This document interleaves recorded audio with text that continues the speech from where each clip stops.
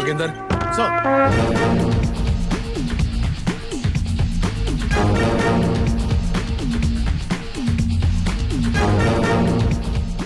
অক্ষয় কুমার অনুপম খেরের special 26 এর এ যেন Kolkata version.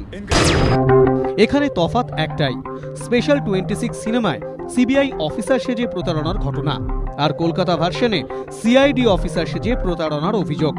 এই অভিযোগে গ্রেফতার 3 পুলিশকর্মী সহ 5 জন। আর ধৃতদের মধ্যে একজন মেয়র শোভন চট্টোপাধ্যায়ের নিরাপত্তার কাজে যুক্ত এক রক্ষী। গত 25শে জুলাই বড়বাজারের রবীন্দ্র সরণী এলাকায় সত্যনারায়ণ শর্মা নামে এক ব্যবসায়ীর কাছে যান 6 যুবক। অভিযোগ, তারা নিজেদের সিআইডি অফিসার হিসেবে পরিচয় দেন। এরপর ভবানী ভবনে ব্যবসায়ী সত্যনারায়ণকে নিয়ে যাওয়ার জন্য গাড়িতে তোলেন তারা, কিন্তু ব্যবসায়ীর অভিযোগ তার কাছ থেকে 6 লক্ষ টাকা নিয়ে আলিপুরে গাড়ি থেকে নামিয়ে দেন ওই যুবকরা। পরক্ষণেই ওই ব্যবসায়ী বুঝতে পারেন তিনি প্রতারিত হয়েছেন। ওই যুবকরা কেউ সিআইডি অফিসার নন।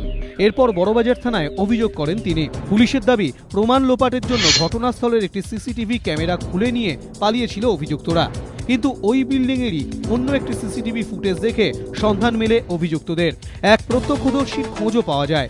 পুলিশ ওই সিসিটিভি ফুটেজ ও প্রত্যক্ষদর্শীর বয়ানের ওপর নির্ভর করে রবিবার বিকেলে 5 জনকে গ্রেফতার করে। ধৃতদের মধ্যে রয়েছেন জয়নাল আবেদিন ও হাসিবুর রহমান। তারা কলকাতা পুলিশের স্পেশাল ব্রাঞ্চের কনস্টেবল। জয়নাল আবার কলকাতার মেয়র শোভন চট্টোপাধ্যায়ের নিরাপত্তার কাজে যুক্ত। অপর ধৃত ওয়াহিদ মুমিন রাজ্য সশস্ত্র পুলিশের কনস্টেবল। পুলিশ এই 3 পুলিশকর্মী ছাড়াও নাজমুল হক নামে এক রত্ন ব্যবসায়ীকেও গ্রেফতার করেছে। নিরাপত্তা দেওয়ার দায়িত্ব যাদের কাঁধে, তাদের বিরুদ্ধে এমন অভিযোগে অস্বস্তিতে পুলিশ কর্তারা। আর এই ঘটনায় আতঙ্কিত বড়বাজারের ব্যবসায়ীরাও।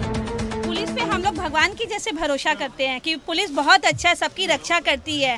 और अगर सुनने में ये आया कि पुलिस ने अगर 6 लाख रुपया या 6.5 लाख जो भी किसी का लिया है, ये बहुत अफसोस की बात है। ऐसा होना नहीं चाहिए, क्योंकि कलकत्ता जैसे जिसमें ममता बनर्जी का राज है, उसमें अगर ऐसा होता है तो बहुत गलत बात है। यहाँ पर तो सबको अच्छे से अच्छे रहना चाहिए, मिलजुल करके रहना चाहिए, क्योंकि ये राम राज्य है, न कि ये रावण राज्य। राम राज्य में भगवान सबको एक जैसा करते हैं, वैसे ही यहाँ पर भी मिलजुल करके सबको।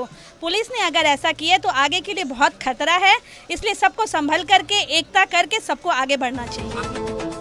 অভিযুক্তদের মধ্যে একজনের খোঁজ এখনো পায়নি পুলিশ। তার খোঁজে চলছে তল্লাশি। ধৃতদের সঙ্গে আর কেউ জড়িত রয়েছেন কিনা তাও খতিয়ে দেখছেন তদন্তকারীরা।